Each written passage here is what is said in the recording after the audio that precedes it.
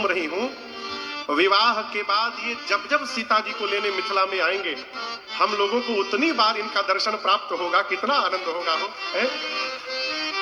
कितनी सखी हो गई और कितनी बच गई? 2। देखिए, हर ग्रुप में एक निगेटिव माइंड का आदमी रहता है। हर संस्था, हर कमिटी में कम से कम एक निगेटिव आदमी तो रहेगा ही रहेगा। यहां भी एक सखी है, उसने डाउट क्रिएट कर दिया है। बोली आप लोग कह रही हो विवाह होगा विवाह होगा, कितने छोटे हैं, इनसे धनुष हिलेगा? अरे बोली, 7वीं सखी राम को देख कर, यदि राम जी भीतर गए तो बाग में जितने भंवरे हैं वो सारे भंवरे डाउट में पड़ जाएंगे कि असली फूल कौन है। बाग में जितने भंवरे हैं, भंवरा समझ रहे हैं ना, फूलों पर मंडराते हैं। माली बोले यदि राम जी भीतर गए तो सारे भंवरे डाउट में पड़ जाएंगे कि असली फूल कौन है। अब वो सारे भंवरे फूलों को छोड़कर आपके भैया के मुख पे टूट पड़ेंगे। अब कहिए, राम जी बोले हमारी समस्या हम झेल लेंगे, हमारे पास हीट स्प्रे हम छिड़क देंगे। ये देखिए, दिखाओ दिखाओ दिखाओ, कैमरा दिखाओ। इस बच्चे के माता पिता हेरा गए हैं। बच्चा नहीं हेरा है, बच्चा तो सामने दिखाई दे रहा है, माई बाप हेरा गए। 5 बजे से हेराए हैं। समोसा मोसा का स्टॉल लगा है क्या इधर कहीं? हेराएंगे नहीं, कहीं ना कहीं मिल ही जाएंगे। है? देखिए स्क्रीन पर, देखिए क्यों लगो था कि हमारा लड़का है। देखिए लोग दौड़े आए, आपे कह का हो, बहुत सही, 5 बजे से लड़का हेराए है।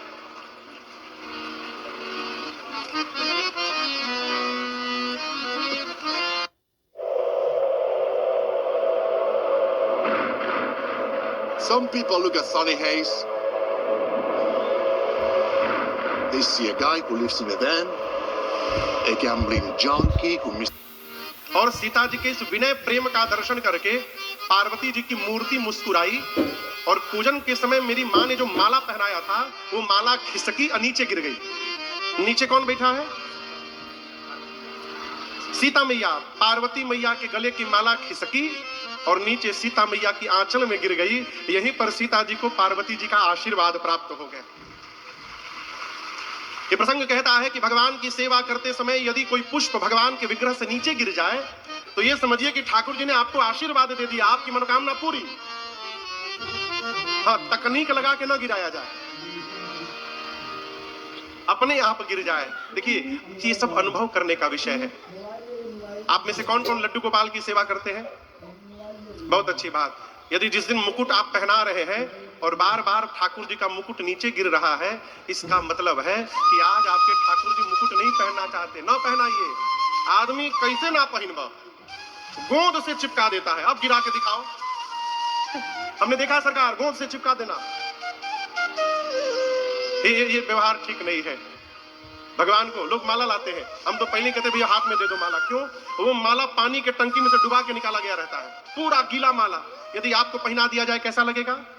ये जो माला गीला है आप पहन लेंगे, वो माला भगवान कैसे पहनेंगे? लेकिन कौन सोचने वाला, ले जाकर पहनो, भगवान पहना दिए, आपन ते समारोह आप है। ये भक्ति नहीं है। जो व्यवहार आप अपने साथ नहीं पसंद कर सकते वो व्यवहार भगवान के साथ कदापि नहीं करना चाहिए। ये भक्ति है। माला वाला सुबह आरती में पहनाए हैं, भोग लगाने जाइए तो माला उतार दीजिए, सिर का मुकुट उतार दीजिए। भगवान को भी थोड़ा हल्का करिए भोजन करने के पहले। यह आशीर्वाद मिला। पार्वती जी की मूर्ति ने कहा, हे सीता जी, आप हमारे आशीर्वाद को सत्य समझिएगा, आपको वही वर मिलेगा जो आपके मन में रचा बसा है। सीता मैया ने कहा, थोड़ा क्लियर करके बता दीजिए। तो पार्वती, मुदे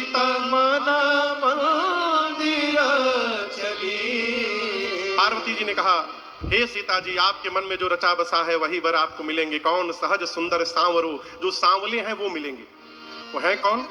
करुणा निधान, करुणा के भंडार है, सुजानशील, सज्जन है, शीलवान है। और सीता जी स्नेह जानत रावरो, रावरो मतलब आपके, वो राम जी आपके प्रेम को ठीक से जानते हैं।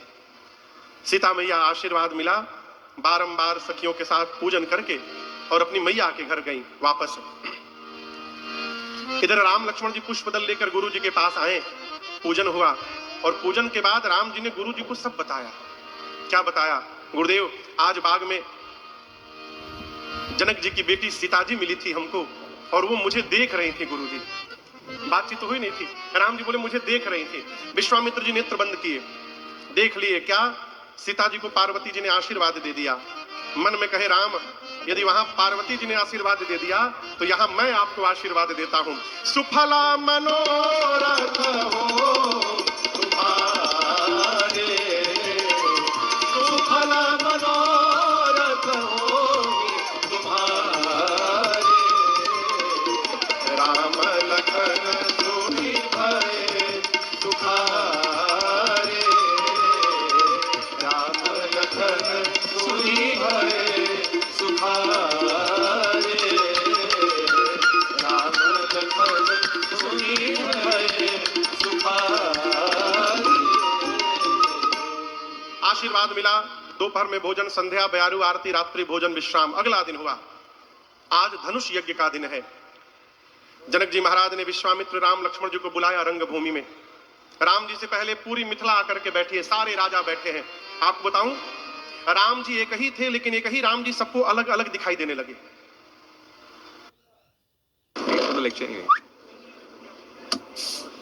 जा 250 ml वाली पेप्सी लेकर आ।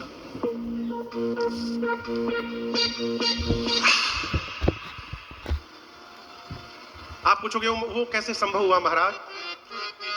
जो राजा अपने को वीर मानते थे उनको राम जी परम वीर दिखाई देने लगे। जो असुर कपट का रूप धारण करके आए थे उन राजाओं को राम जी उनके काल दिखाई देने लगे।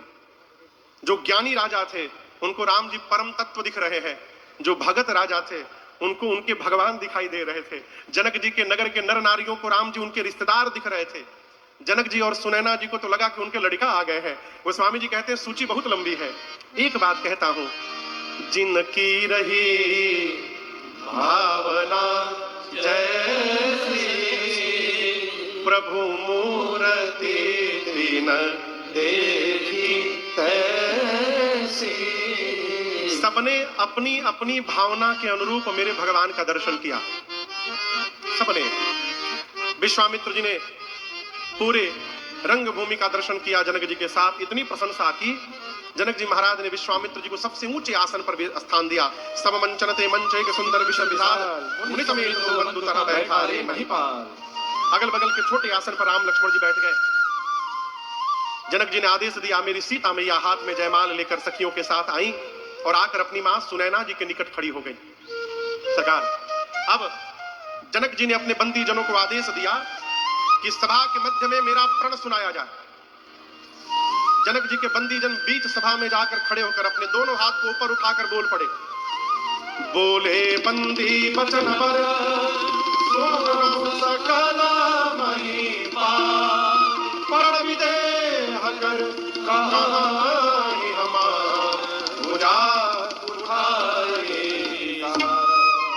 बंदी जनों ने विशाल भुजाओं को ऊपर उठाकर कहा, दीप दीप से आए आप समस्त राजा महाराजा, ध्यान से सुनिएगा। आप समस्त राजाओं के भुजाओं का बल यदि चंद्रमा के वर्तमान है तो शंकर के पिनाक को राहु समझिएगा। राहु है ये वही पिनाक है जिसको रावण और बाणासुर ने स्पर्श तक नहीं किया।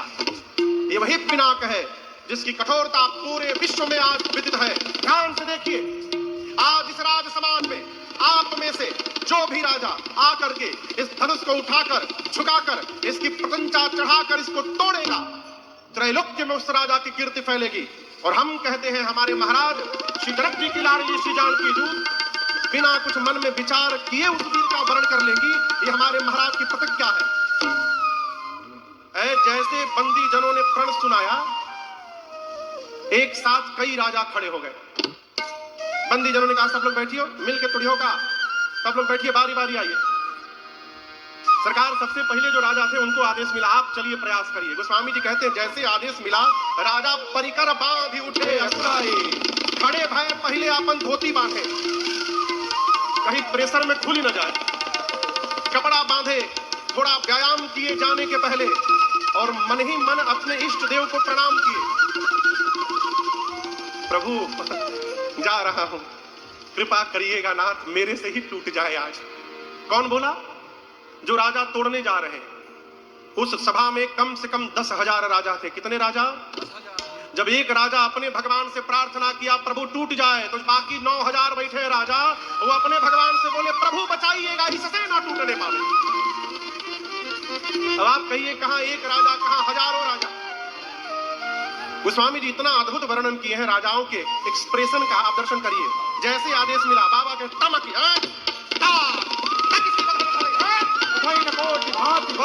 करोड़ों प्रकार यत्न करते हैं, बैठकर, घसीटकर, लेटकर, धनुष तिल मात्र नहीं खिसका। अंत में राजा धनुष को छोड़कर सिर नीचे झुकाकर वापस जा रहे हैं। अब उधर से दूसरा राजा चला है मैं तोड़ के दिखाऊंगा, मैं तोड़ूंगा। तो जो राजा वापस जा रहे हैं वो राजा मन में बोले हाँ जाओ जाओ जाओ जाओ जाओ, उठाओगे तो पता चलेगा, जाओ जाओ।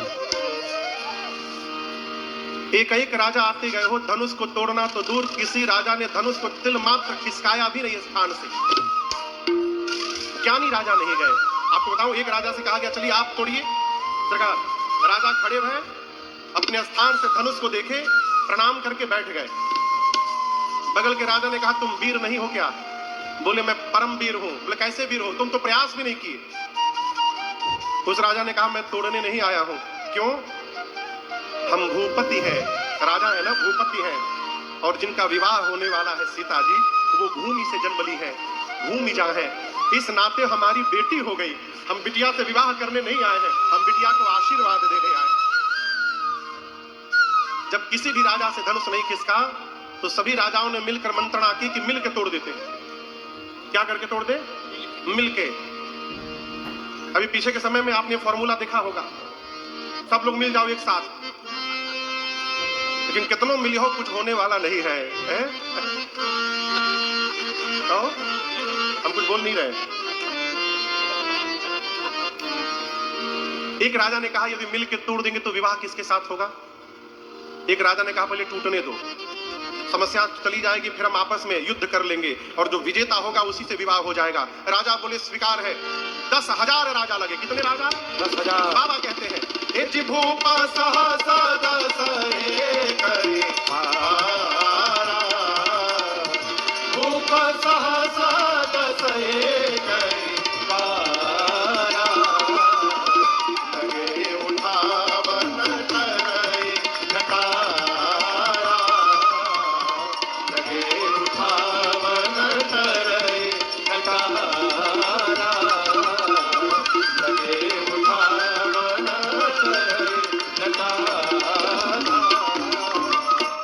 एक साथ 10,000 राजा लगे हो, परंतु उसके बाद भी धनुष अपने स्थान से तिल मात्र नहीं खिसका।